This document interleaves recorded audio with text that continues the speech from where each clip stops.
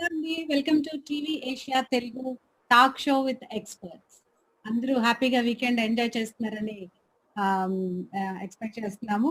So హ్యాపీగా మీ living room లో రిలాక్స్ అవ్వకుంటూ మీరు ఒక నాలెడ్జ్ సెషన్ కూడా ఒకటి చూసేయచ్చు. So which is really very important, which is tax planning and estate planning. మరి ఎవ్రీ వీక్ ఒక కొత్త డిఫరెంట్ టాపిక్ తోటి మనం చాలా రోజుల నుంచి షో చేసుకుంటూ వస్తున్నాము.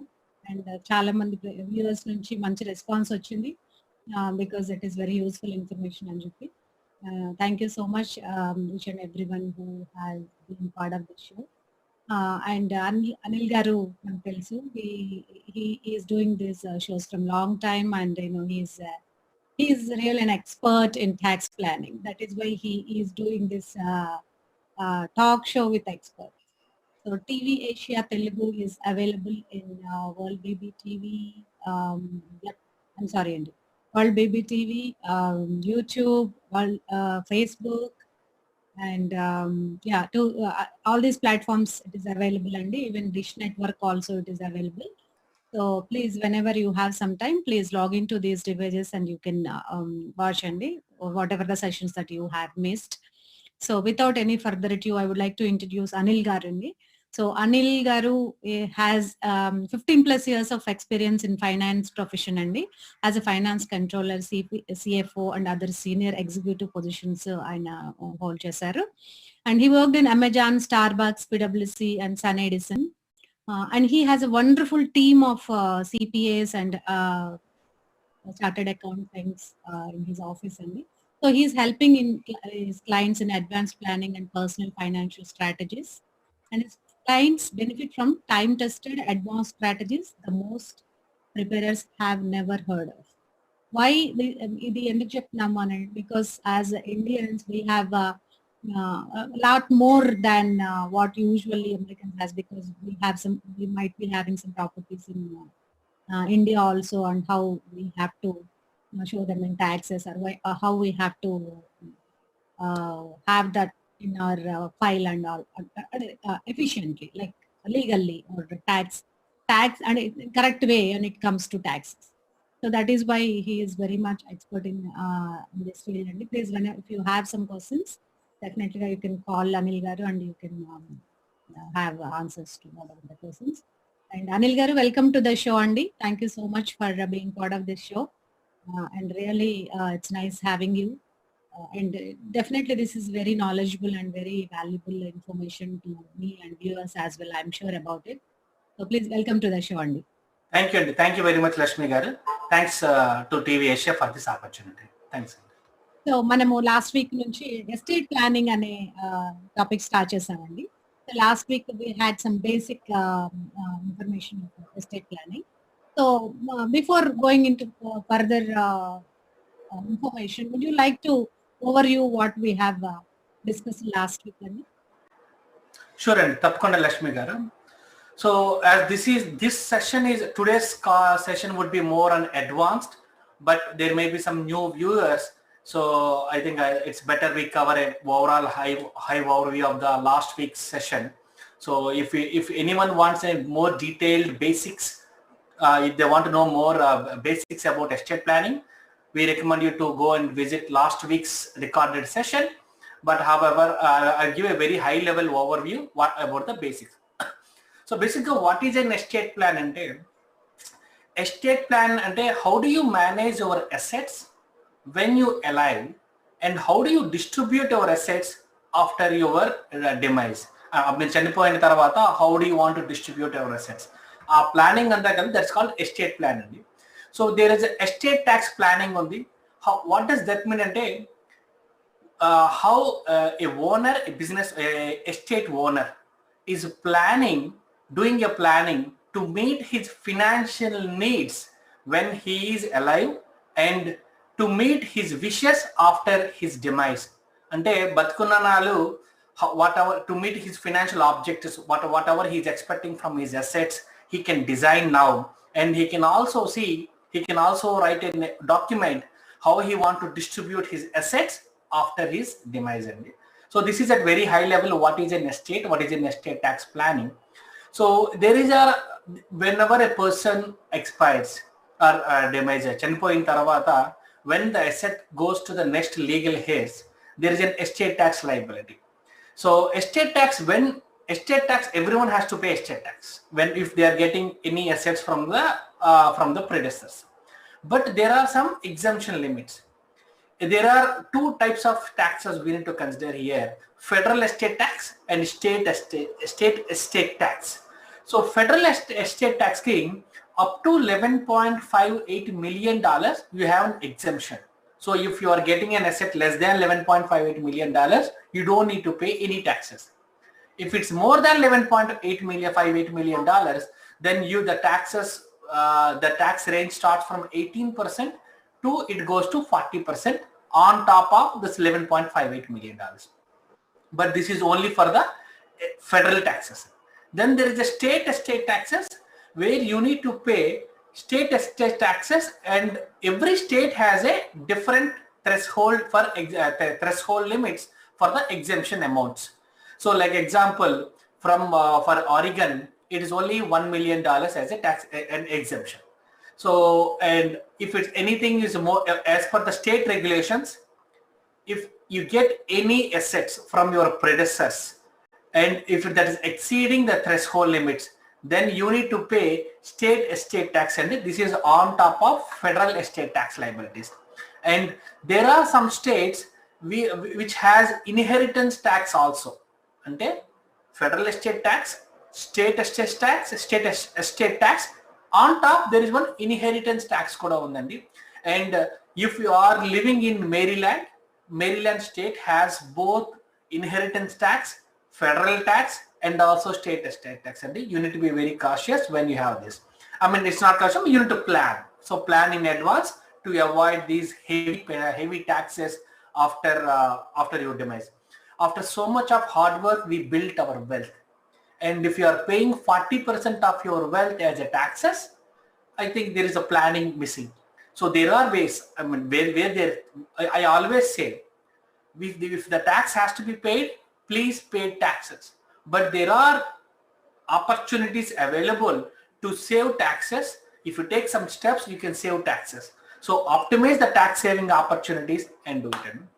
So this is at very high level, and there are different tools available on how you can save these estate taxes. That's what we are going to cover in this session. Just I want to give one disclaimer, Andy. I am not an attorney. I am a tax consultant. Whatever I am talking today, those all are only what my knowledge, what I am sharing with the viewers here. And please talk to your attorney before you implement or before you want to follow any strategies what we are talking about today and in the last week. And reach out to me if you want to talk. If you want me to connect with any good attorney, I can do that. But I am not an attorney. Okay. So I'm just whatever I'm talking, I can give one at a very high level, and at granular level and more detailed level, I might not be able to answer all your questions at the detailed level, but at very high level from the tax perspective, I can talk it. Thank you, Anil Garu. So that's really valid point. Basically, this is not a attorney advice. For estate planning execution, you need attorney advice and attorney help to execute it.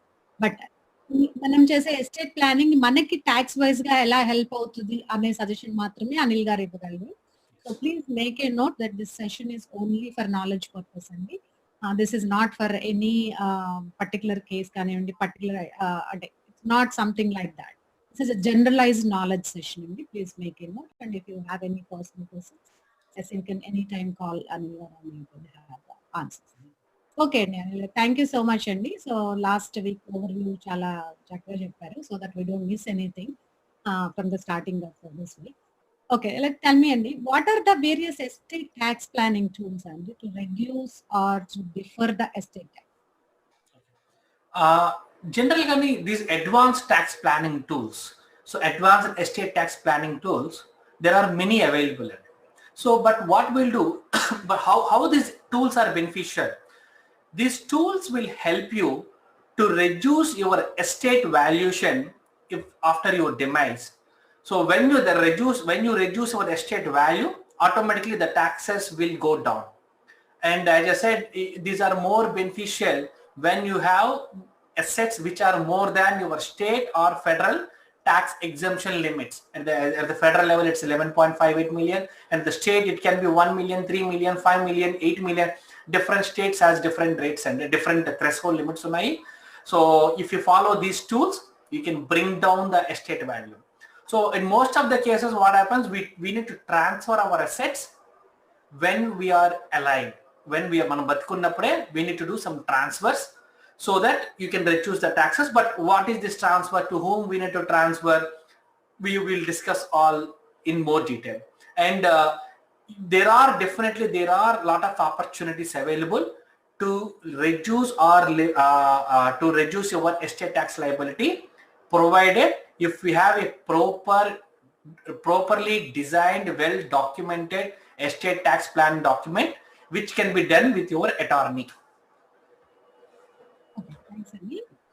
Actually, the common and the more prominent thing that we hear is gifting. A lot of times we talk or we hear about gifting when it comes to tax.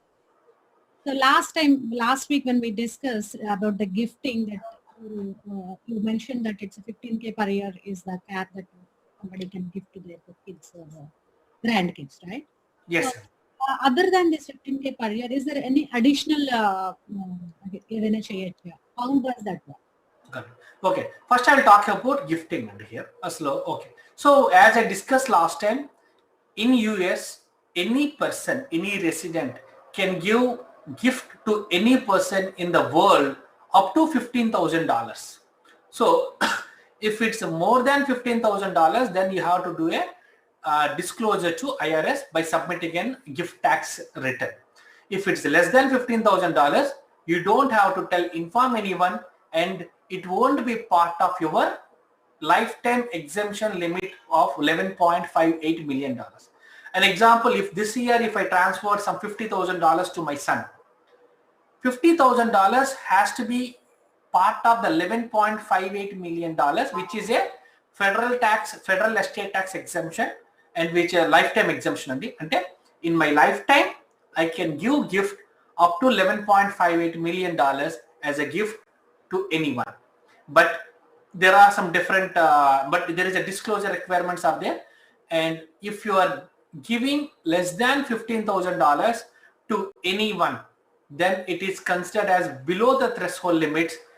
It won't be part of the 11.58 million threshold limits, and also you don't need to disclose to anyone, no need to tell to IRS, and the asset can be transferred over the time. Like husband and wife together, they can give up to $30,000 per kid. So if you are thinking about transferring the assets to your next generation or to anyone, I recommend you to start transferring $30,000, husband and wife together, to the generation year on year basis. So మీరు ఆ విధంగా gift గా ఇస్తే slowly over the time before we demise, you can transfer some big size of assets to the next generation.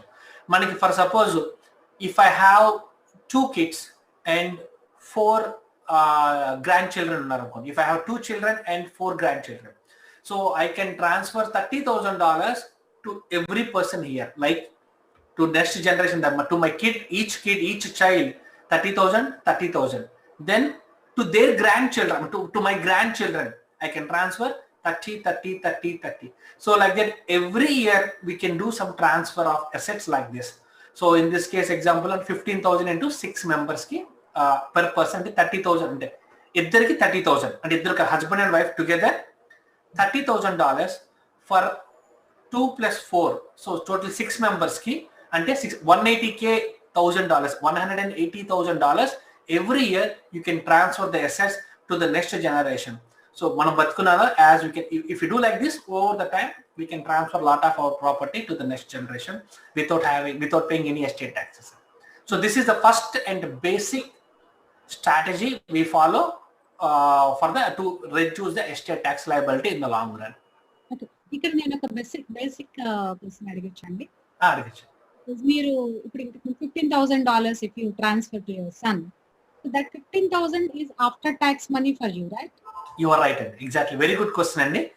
There won't be any tax impacts or there won't be any tax benefits. Okay, this should be an after tax. So I cannot claim any exemptions, and that person also don't need to show it as an income. So if you transfer it to your son, so it's not an income to your son. You are right. Even you can give me $15,000. It's not an income for me. Then what it comes under? Just it's a gift. Any person can give.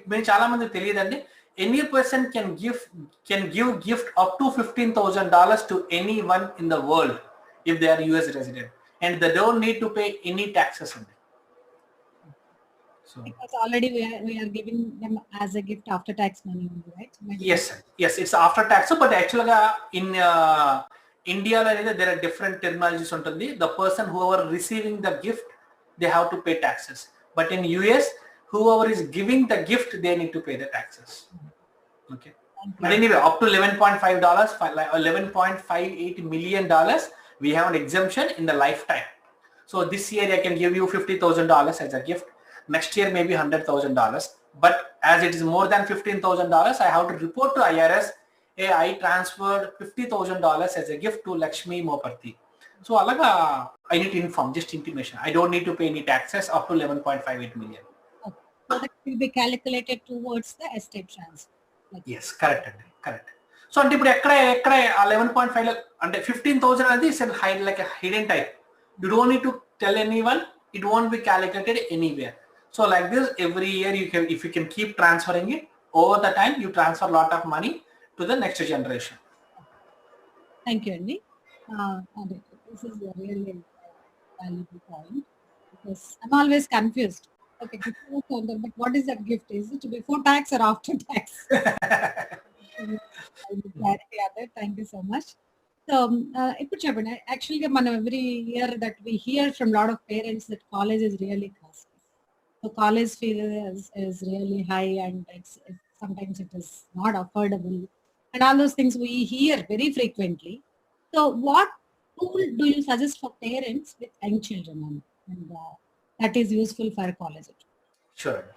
This is a very common desire in mostly in Indian community to help our kids in their education.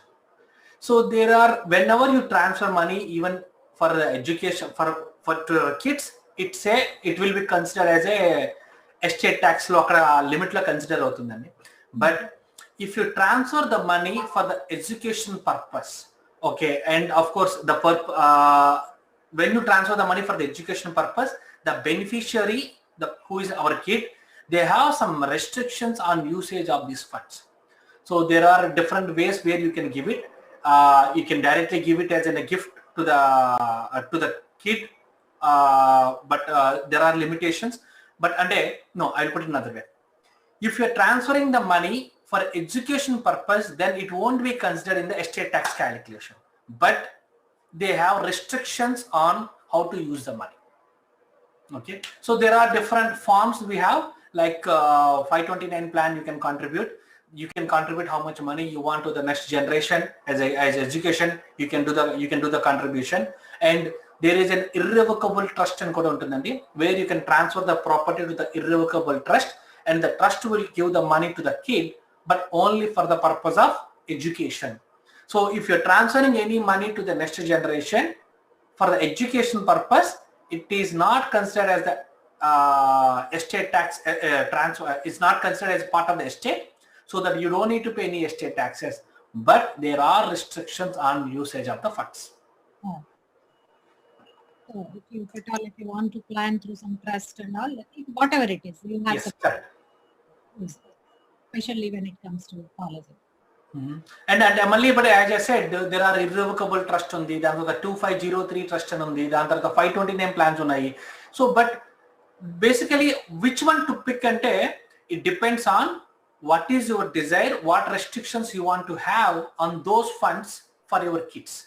Right, investment control, whether you want to invest in different buckets or no, you don't want to invest in anything, just you want to give only cash to the next generation for the education purpose. There are different parameters on it. I think you might need to work with an attorney, but this is the one way where you can transfer some assets to the next generation for the education, and that won't be part of your estate tax.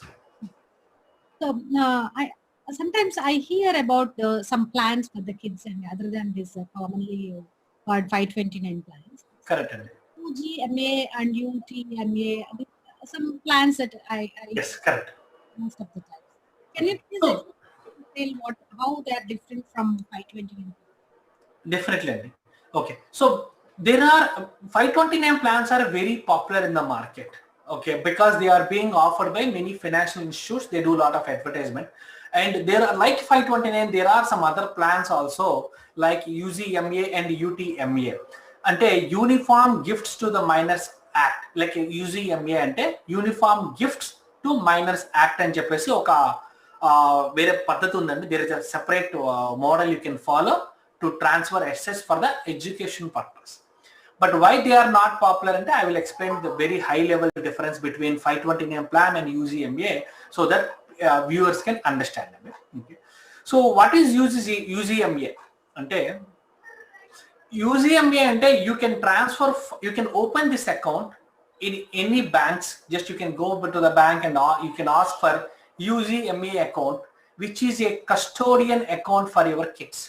Ante you till they become 18 years old or 21 years old, based on the state regulations, again it matters. When they are minor, you can open a custodian account for them, and you can transfer assets or some funds to their account, which is a UGMA account. And the beauty of UGMA account here is you can transfer assets. It can be real estate properties, or it can be stock, mutual fund, cash, anything you can transfer.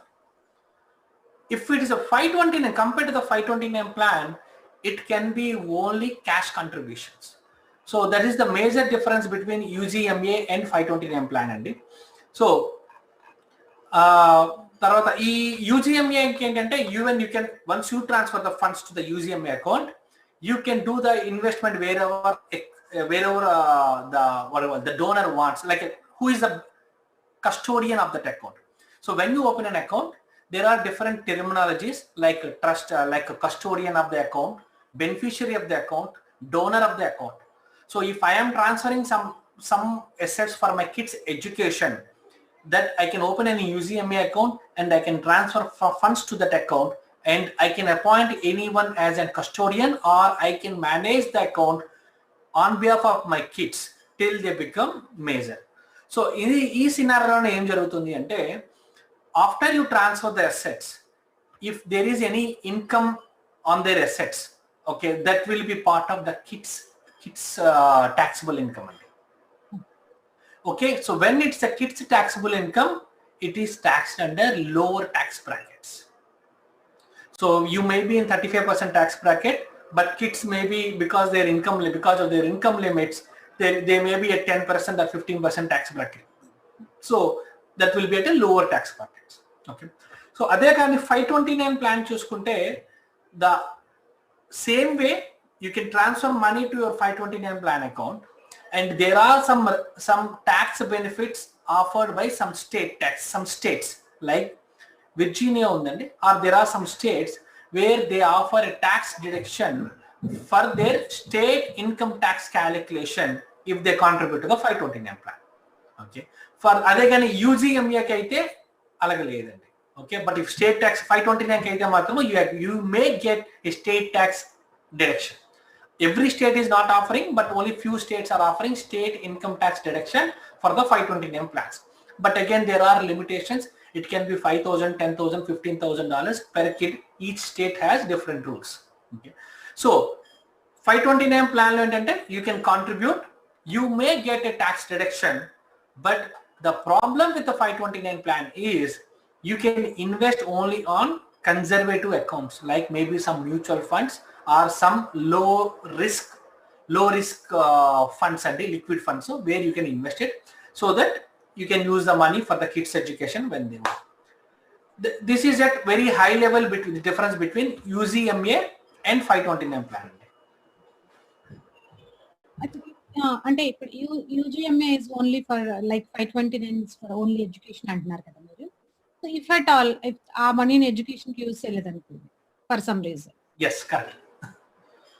Okay, 529 plan loan అయితే అండి, it has to be used only for the education, and if at all if you don't use the money for the education, then you need to pay tax. It's a tax bill.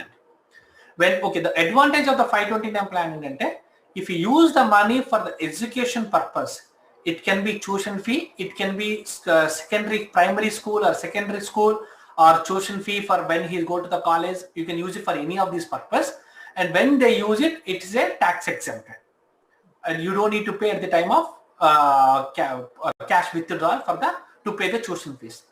But if you use it for any other purpose, then it is a taxable event. Then you need to pay taxes for that. Number one. Other than UTMA, you don't get those tax benefits. And every year, like example, in the 529 plan, you invested money and you get a benefit every year on year, and you don't need to pay taxes. Like example, you might invested in some stock market, you might be getting some capital gains on that, or you may be getting some interest for some banks through 529 plan. But those are not taxable every year. But usually, you mean it is tax deferred, bro? Yes, correct. It's not tax. No, it's not tax deferred. Even you withdraw money later, it's a tax advantages. If you use the money for at the time of withdrawal also, it's not taxable for 529. Okay. But for the UGMA or UTMA, even how does this work? You have to pay taxes and year on year. But the major difference between UGMA and 529 is, in UGMA, you can transfer any property. You don't need to transfer only cash. You can transfer any property. But you transfer there, but the purpose is you need to use it for the educational purpose.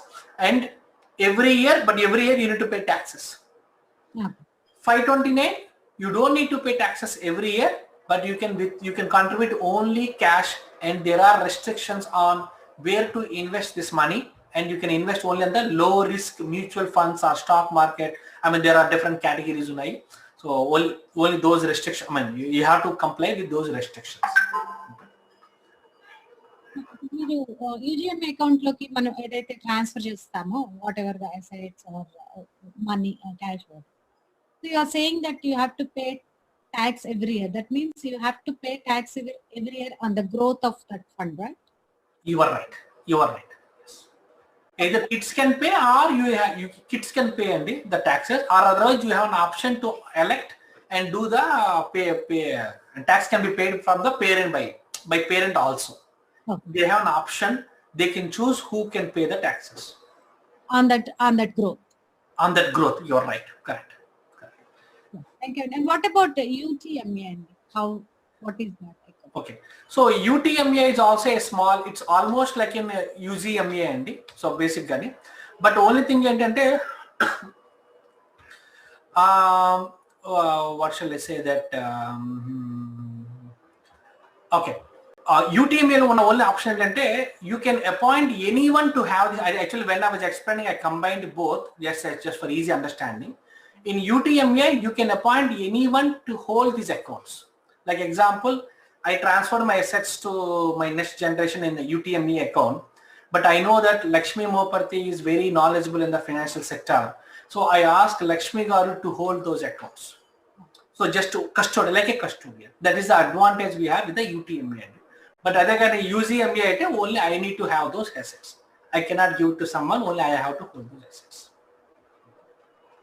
Thank you so much, Andy. And again, please, TV Asia Telugu is available in all BBTV, Dish Network, YouTube, Facebook, and the TV Asia Telugu website is also there. And please, whenever you get chance, please log into these channels and you can watch whatever the episodes that you have missed last time. And, definitely, these are very knowledgeable, and I would like to thank TV Asia Telugu for presenting these shows. And thank you, Anil Garu. So next, now UTMA, UGMA and 529 plans gurinchi manam maatladanamu. So all these three plans seems to have their own merits. So if I have to choose for my kid, so which one should I choose, and how can I decide that which is better for me? Got it. Very good. So basically, if you transfer this money, transfer your funds to any of these accounts, it has an impact on financial aid of the kid, for the kid. Okay. Financial, yes, Andy. Okay. So for the 529 plan, it is considered as a parent assets when they are calculating, when they are filling their FAFSA form. FAFSA form is a scholarship application for the as a financial aid application for the kids education. You might be knowing. Okay, so but for the 529 plan ఏమవుతుందంటే if any funds are in 529 plan, they are considered as a parent's income. But if any money is considered as a UTMA account or UGMA account, it is directly considered as a kids are having this money. So there is a higher impact on financial aid if you have UTMA account. So if you think that hey, no need to worry about the financial aid at all, so then yes, this is one of the strategy where you can transfer the funds. And as I said, 529 has some advantages on the tax perspective. You can take the money out for the education purpose and you don't need to pay any taxes. But if you get a scholarship for your kids, then this money, I mean, if you're using money for any other purpose, then you need to pay taxes, even if it's a 529 balances. So, and if you think that there won't be any, then you need to pay taxes. Whenever you take the money out from 529 for any non-education purpose, you have to pay taxes. Rather, you can do the, if you have the money in UTMA or UGMA account, you continue to pay the taxes every year rather than waiting till it grows and till kid go to the education, till go to the college. Okay, you continue to pay it every year. So the income levels may be low and you will be paying lower taxes. Okay, so in simple terms, UTMA has more impact on the financial aid. 529 has a bit lesser. Yeah, 529 has a bit lesser impact on the financial aid. Okay, and it's all about taxes and whether you want to use it only for the education purpose or for any other purpose. These are the parameters, and your attorney may be helping you. We can help you on choosing a right product for you based on your needs here. Oh. When it comes to my parents' perspective, the 529 plans are lesser effective. Yes, correct. That's why they are very popular. But there are options available, but from the tax perspective or more popular, 529s are better than UGMA. But the only thing is, I mean, if you have a lot of other assets you want to transfer, but you don't want to sell them, 529 plan you can transfer only in the cash. But if you have a lot of other assets but you don't want to sell, then UGMA may be an option for you to transfer the assets. Oh. It's a case by case, you mean, like yes, exactly correct. For this, this is better for generalized category. It's not like that. It's a case by case. You are right. Correct. Situation and assets and goals, then we will advise us which is better for us. Correct. Thank you. What is estate tax portability ante? Okay. So estate tax portability ante when a person demise, every person has a federal tax exclusion amount on the estate tax key, like which is $11.58 million. Okay, if a person expires, then when the assets are you can transfer this unused exclusion amount to the spouse after the person demise. Ante, like example, if there are husband and wife are there, husband has not used the exclusion amount in the lifetime, but when the assets are transferred to the before assets transfer to the next generation, first he can transfer the assets to the wife and to the wife considering this exclusion amount, and later after wife's demise, after the spouse demise, second spouse demise, then you can transfer the assets to the next generation. And when we transfer assets from first generation to the next generation, there is a limit of $11.58 million. And I have not transferred any assets to my kids. I expired. So I can transfer, there is a portability option. After that, what happens? My assets will be transferred to my wife now. After that, from the wife, it goes to the next generation in the future. But she has an option to avail even my 11.58 million exclusion also to include in her limits, so that kids can get more assets up to 11.58 into 2, which is around $23 million. Okay, up to $23 million, kids don't need to pay any taxes. But this option has to be opted by the spouse, and otherwise it is not automatic. There is a formalities, legal formalities which we have to go through, but there is an option available. A wife spouse has to do it. And but only thing is very important point here is, if the spouse gets married again, this transfer has to happen before she gets married. But if she marries again, then you will lose this option. So this is one of the options you have to transfer more assets to the next generation. In a tax efficient manner. In the tax efficient manner, right? You are right. Okay. So do we have a similar kind of tools for spouses also? Avanandi, correct. Okay, so basically this also works exactly same like what we discussed above, like estate tax portability. In the same way, there is one more option for the spouses. It's called credit shelter trust. So credit shelter trust ante entante, you can bypass your assets to the next generation by transferring through your spouse. Ante you are transferring the assets to next generation, but it will not be transferred to the next generation till your the second spouse expires. Okay, ante for suppose em jarugutundi ipudu, if I have some assets, if I expire, assets can be transferred to the next generation, to my kids or to my wife.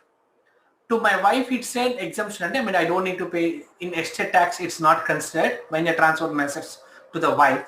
But there is an option in the future. Instead of directly transferring, okay, after my demise, instead of directly transferring my assets to the next generation, I can create credit shelter trust where asset will be transferred into the trust, but they will not be transferred to the next generation till the second spouse expires. Okay, so that my wife can also transfer assets to the next generation, and her $11.58 million threshold will applicable for her. Even my scenario, I am transferring assets to the next generation, but not immediately, only after my wife expires. So till that time, my wife owns the power. My wife has the custodian power, but she doesn't have a right on the assets.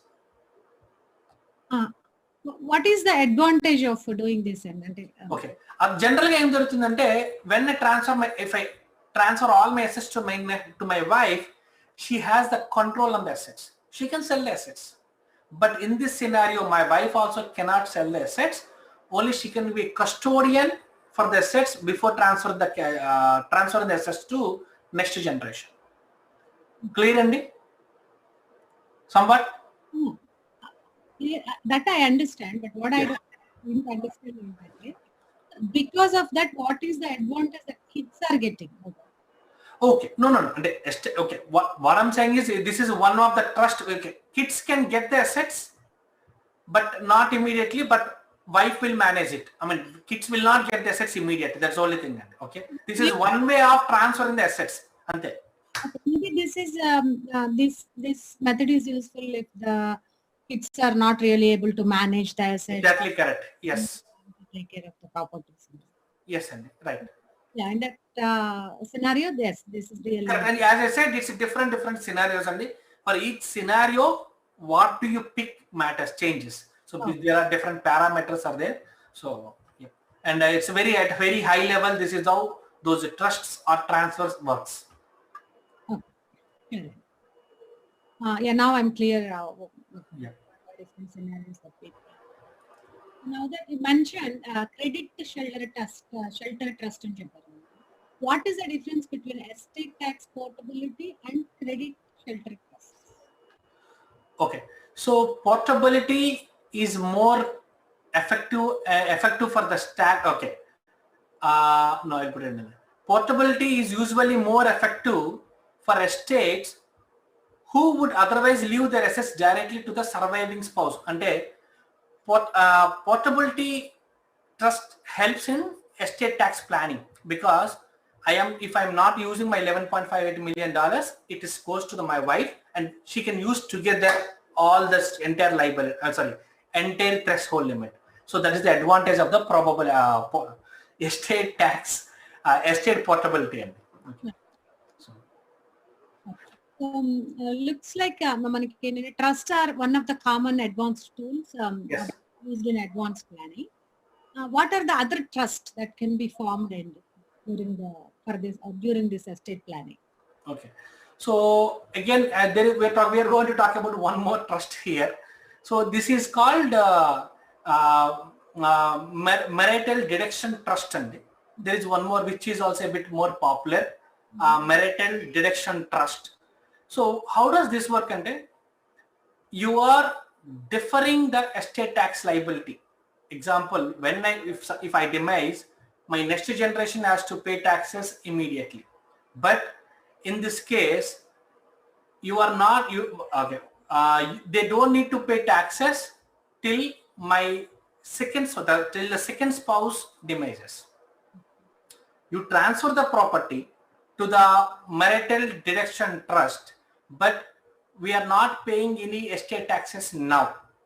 But those estate taxes has to be paid in the future after the demise of spouse, second spouse. So at very high level. So this is also like differing. This is not estate tax planning. This is a differing estate tax. And again, there are different scenarios, different parameters are we need to consider. You just mentioned the marital deduction trust and spousal lifetime access trust. The list seems to be never ending, and a different scenario, but a different case, and based on their assets and needs and goals, but they can choose different trusts. So can you please simplify them for the sake of our viewers? If too many options, they might be confused, right? True. Correct. Generalized normal category and what is the best advice? Yes. So to just simplify the things, I recommend everyone just to start with gifting. Okay. First, to transfer assets of $15,000 to your next generation. Husband $15,000, wife $15,000 to the next generation. So $30,000 per year over the time slowly. So you can transfer some big chunk of assets to the next generation. That is the first step and the basic step. Dan tarvata, considering there are different trusts are available based on your scenario. Okay, I recommend everyone chala mandiki estate tax portability di telidandi. That is a very popular. It's very important, but people are not aware of that. Estate tax portability ante where you transfer your unused exclusion amount to the wife. So total wife can enjoy the entire 11.58 million plus 11.58 million benefits. So wife can enjoy it. Wife can when wife expires, when the assets transfer to the next generation, they can get a bigger tax exemption limit. And so that is also very important. I think these are the two are very important and common. And other trusts, whatever I explained, that is only for some informational purpose. I think remaining, if you want to know more, then I recommend you to talk to your attorney, because it changes from case to case. I'm talking about only from the tax. Okay, as I explained in different ways, there are some ways how you can save taxes immediately or how you can defer the taxes. But please work with your attorney to get the right recommendation for you. Thank you so much, Anil. Actually, I hear about trust, life insurance and trust. So, yes. Say irrevocable life insurance trust. So correct. Okay. This is also very common, but chala mandiki inga teliyadu. People think when they buy a life insurance and after if they get any death benefit, the legal heirs get a death benefit that is tax free from the income tax perspective, but that will be considered as a part of the estate when we calculate the estate tax calculation. So how we do, and then there are ways how you can escape or how we can avoid paying this estate tax liability. if you can create an irrevocable life insurance trust and transfer your existing life insurance to the trust, and something happens to you, funds will be given to the trust. It will not, insurance companies won't be giving those death benefit to your beneficiary, or not beneficiary, to your next generation. In this case, the beneficiary is your trust. So they give the money to this trust, and and the trust will give this money to the next generation, to whoever you want. You can write down in the trust who are the beneficiaries of the trust, so that something happens, insurance company pays the money to the trust, and trust will transfer the money to your next generation if you want to transfer. In this scenario, you don't need to pay any taxes from these insurance proceeds. Okay, so this is a very popular and if you are having only couple of hundreds of thousands of dollars and insurance coverage, and you might not require to consider this. But if it is in couple of millions of dollars, and considering your state tax threshold limits, state estate tax threshold limits, I recommend you to think about irrevocable life insurance trust. So work with your attorney to establish this trust, so that you don't need to pay any taxes on your death benefit from your insurance proceeds. So yeah, life insurance ne enduku irrevocable trust lo pettali, then what is the advantage of it? Yeah, nicely andi, ante this is a very good point. Actually, irrevocable life insurance trust chaala mandiki teliyadandi, but like example, in Washington state we have an like example, Oregon, which $1 million is what estate tax liability they need to pay, estate tax. But if a person has some $2 million or $3 million life insurance coverage on it, if they receive it after the death benefit, they need to pay a lot of taxes on that money again. So it's a very simple process. You can just create a trust and transfer your life insurance policy to the trust to save a lot of taxes. So when it comes to estate taxes, there are two different estate taxes, which is a federal estate taxes and state estate taxes. Yes, you're right. I think that we have $11.58 million of limit that we can transfer to the next generation without any estate tax. But that is only for federal government. You are right, correct. But state government estate tax limits are very low kabatti. So if at all, even $2-3 million also matters, because you end up paying state estate tax. You are right. In that case, if you have a irrevocable life insurance trust, you can avoid that state estate taxes also. You are right, Andy. Correct, Andy. Yes. And that is why irrevocable life insurance trust is useful when it comes to state estate tax. You are right. Correct, Andy. This is very correct. Very good understanding. Right. Thank you, Andy. So you explained it really well. Thank you so much. So again, Andy, I would like to make a note again to our TV Asia Telugu viewers. TV Asia is available on World BB TV, Dish Network, Sling, YouTube, Facebook, and website. So please, whenever you have some time, please log in and watch the sessions that you missed, and there are wonderful programs going on in TV Asia Telugu. So please keep watching and keep getting entertained. Okay. Thank you, Andy. Anil garu. So next, మనం irrevocable life insurance trust గురించి మాట్లాడుకున్నాం కదా. So next, let's come to the funds, Andy. So funds కి వచ్చేటప్పటికి there are different things that I come across, which I don't know what it is exactly. So what is the donor advised fund అంటే ఏంటి? Okay. So when you have a wish to do some donations, big donations, or transfer of assets to a charitable organization after your demise, but then this donor advised fund will come into the picture, Andy. So you can create a donor advised fund, and you can do a contribution to the donor advised funds, and you get a tax exemption for that. Whatever you get in state income tax exemption, you will get it. And how do you create this donor advised funds? Example, you have a charitable organization or church or a temple where you want to transfer your assets after your demise. Then what you can do, you can work with the charitable organization and create donor advised fund, and you can start contributing the funds to donor advisor funds. But funds will not be transferred to the charitable organization until you demise. So those assets are owned by you when you are alive, but assets and you get, but you get a tax exemption when you contribute, and you can decide where do you want to invest, how you want to grow, let it grow and everything. But you will also mention clearly in that fund to exactly to which charitable organization, when it has to go, and what circumstances the funds has to be transferred to the charitable organization. You have all those flexibilities, and when you transfer the funds to this fund, the funds also won't be part of your estate. So you are transferring some assets from your estate to this fund, and you do also get an income tax exemption for this donor advised funds contribution, and funds will be transferred to the charitable organization only after you demise, so not before. So most commonly we see people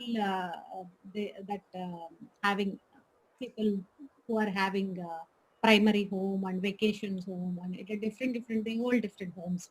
Yes, sir. Can they and also vacation homes can like other than primary home, can a fund be constituted for other homes? Yes, Andy.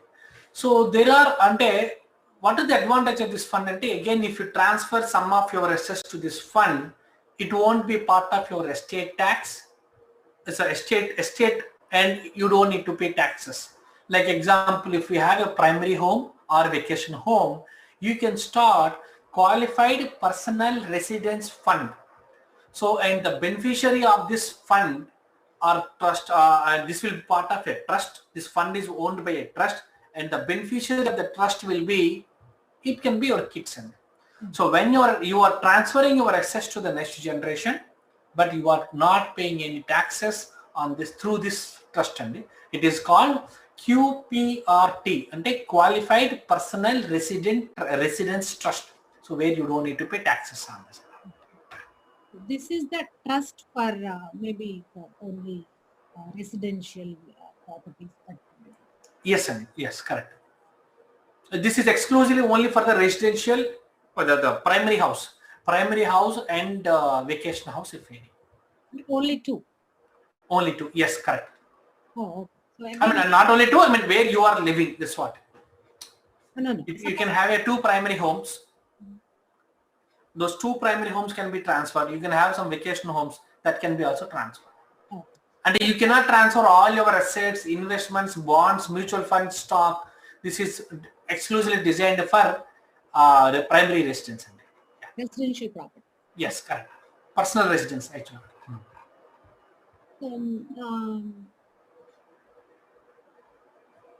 Charitable plans గురించి మాట్లాడుకున్నామండి. So the charitable plan, also known as charitable remainder trust,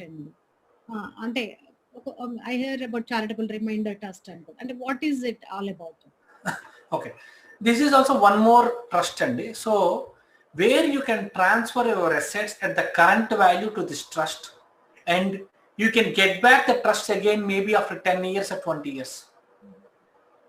So what happens is, example, I have maybe some rental property. Okay, the rental property value is $1 million. Just I'm throwing some example. For easy, $100,000. $100,000 property I transferred to a charitable remainder trust, and I make a note that I will get back these funds after 10 years. Now I'm transferring it $100,000.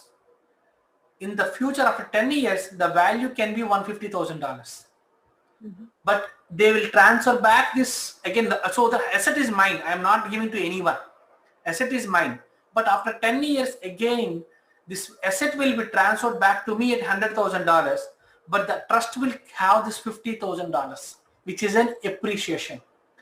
So this trust will have this $50,000, which can be transferred to a next generation or beneficiaries or legal heirs. But how much? But instead, I am not required to pay any taxes on this appreciation even I sell the property. You got my point? So $100,000. So I am locking my value of the property at $100,000, and any appreciation on this property will be transferred to the trust. Wow. Okay. So from the trust it goes to the next generation, and it won't be part of estate tax planning. So it won't be part of estate value. Only this 100,000 is always is what considered as an estate.